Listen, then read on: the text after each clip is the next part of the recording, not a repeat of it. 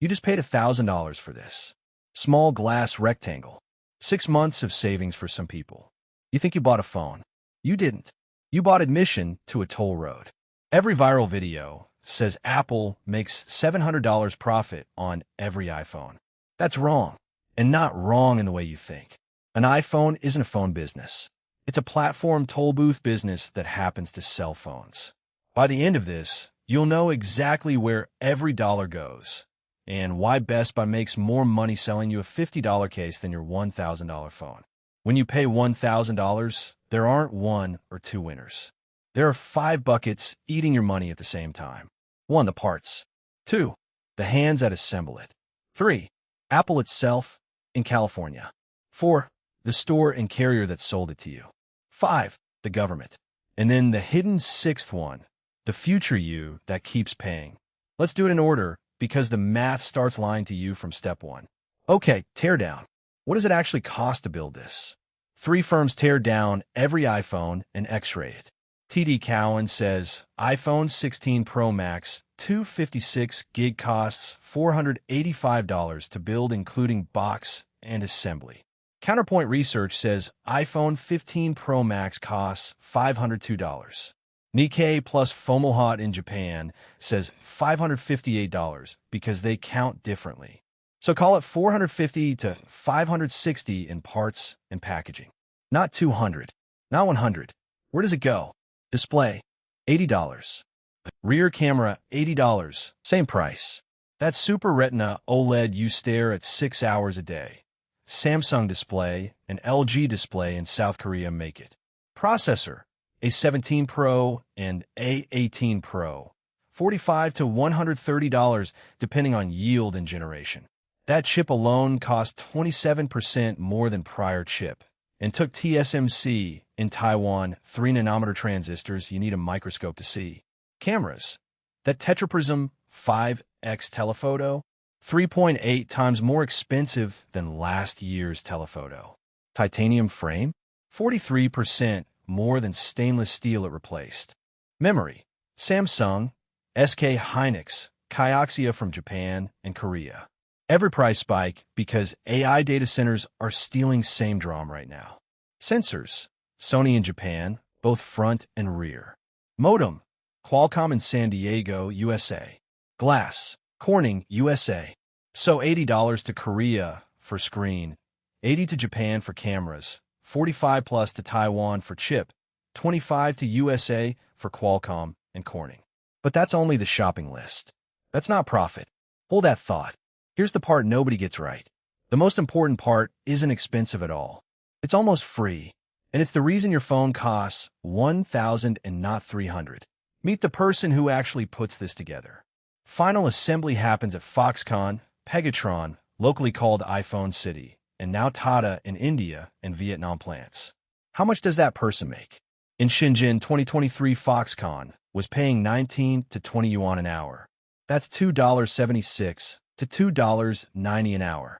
Apple itself told the New York Times starting pay at Zhengzhou is about $3.15 an hour. For the rushed foldable iPhone Ultra last month, temp workers were $4 an hour. Total labor per phone? Analyst Horace DDU estimated $12.50 to $30. That includes 24 hours of build plus burn-in testing. 2 to 5% of your $1,000. Yes, the case you will buy next is more profitable to the store than the hands that built the phone. And no, robots can't just do it cheaper. DDU found 141 human steps. Automation would cost more and flex less. That's why Tim Cook said America doesn't have enough tooling engineers to build this here. If you did build it in America, one analyst estimated labor alone would jump from $40 in China to $200 in the USA per iPhone. That's $160 extra just to move zip codes. So if only $30 goes to assembly, where does the other $450 plus go? Let's talk about the store you bought it from. Reuters broke this down years ago, and it still holds. Best Buy buys iPhone for $600, sells it to you on contract for $300, gets $400 commission from AT&T. So profit $100. About 17% margin. On a Motorola Droid, RAZR, same era, 100% margin. Modern retail people say, we lost 50 to 100 per iPhone without subscriptions. We had to sell a lot of $50 cases to make up. Carriers lose money on iPhone promos too. They make it back on your 24-month plan. So the store isn't winning. The carrier isn't winning. Who is? Here is where fantasy dies. People subtract 500 BOM from 1,000 and say Apple makes 500 profit. To be clear, BOM does not include R&D, iOS team, Apple stores, marketing, shipping, warranty, regulatory compliance. Apple's actual gross margin on products, iPhones, iPads, Macs, is 36.2%. Overall company gross margin around 46% because services pulls it up. So on a $1,000 phone, about 362 stays as gross after direct product costs, but before sales, general and admin, R&D, taxes. But that's still not the business. The business is what happens after you buy. Apple services made $109.16 billion in fiscal 2025. That's its second biggest business after iPhone's $209.59 billion. And its gross margin is 75.3%, double products. Every services dollar equals twice the profit of a hardware dollar. What is services? Three things. 1. App Store. Apple takes up to 30%, 15% for small business under 1 million, and for subscriptions after year one. Yes, it facilitated $1.4 trillion in billings 2025, but 90% was physical goods it takes zero on, Uber, Amazon orders. The tax slice is 149 billion digital goods. That's still app figures estimating 27 billion global commission 2024. Pure near zero variable cost. 2. Licensing. The biggest check Apple cashes is Google paying Apple billions every year to stay default search in Safari. Zero cost of goods. Purest margin in company. 3. Recurring. iCloud, most widely adopted subscription, plus AppleCare, music, ads. So your 1,000 was cheap compared to what comes next. Average U.S. iPhone user spends about $140 a year in App Store alone. Add $3.99 iCloud, $199 AppleCare, a $10 sub here and there, and over 3 years Apple makes another $300 to $500 from you without shipping another phone. That's why installed base 2.5 billion devices matters more than next iPhone launch. Don't forget government. Sales tax, 70 to 100 on 1,000 in California and New York. Import duties. iPhone assembled China, but parts cross 5 countries before that. Corporate tax on Apple's remaining profit. None of that in BOM. Carrier cut. You pay Verizon $90 per month for 24 months equals $2,160 to pay off 1,000 phone they sold you for $800 on promo. Their profit is data. Add it.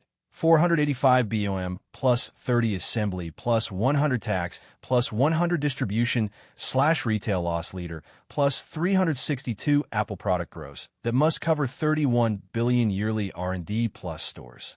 That's your 1,000. Rank it. Least, the hands that build it, $12 to $30. 1 to 3%. Small, the store that sold it, about 50 to 100 profit if you bought accessory, else can lose. 5 to 10% effective. Medium, component makers Samsung, LG, Sony, TSMC, Qualcomm, Corning. 80 here, 80 there. Each 5 to 8%. Collectively 45 to 55%, but split across 6 countries. Large, government. 70 to 120 sales plus duties plus corporate tax share. Largest, Apple. About 300 to 400 operating profit after all costs on the sale, plus 300 to 500 lifetime services toll per user over next 3 years. The market thinks China keeps iPhone money. Over 200 suppliers, 358 facilities in China, but value capture is US, Korea, Japan, Taiwan. Chip equals USA design/Taiwan fab. Screen equals Korea. Camera equals Japan. Glass/modem equals USA. China assembly slice smallest despite headline. Your 1,000 didn't buy a phone. It bought entry ticket to a $109 billion a year toll road where every app, storage upgrade, search, and subscription pays rent to same company. The hardware is the door. The toll booth is the business. If you want to understand where your money really goes every time you tap buy, subscribe. We break down a new product every week, no fluff. Comment below. Should we take apart a $7 Chipotle bowl next? Or a $5 Starbucks latte? Which one is more of a rip? And if you just bought an iPhone after watching this, at least now you know who you actually paid.